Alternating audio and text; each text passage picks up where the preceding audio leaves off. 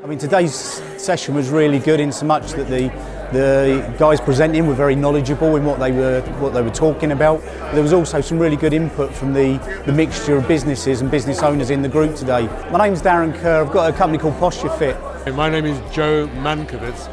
I'm actually an investigating accountant, but I came with my wife today to promote her business. She's a singer-songwriter. I'm Paul from YMCA Bedfordshire. My name is Oswin Peter. I've started a biodegradable foodware business recently. It's called Rely Green. I'm Leslie O'Neill from Kingfisher Professional Services. So we learned an awful lot of things that we're doing wrong, and unexpectedly I learned that I should be promoting my own services, particularly on LinkedIn. Very, very worthwhile day. The instructor was very good and very informative, answered all our one-to-one questions.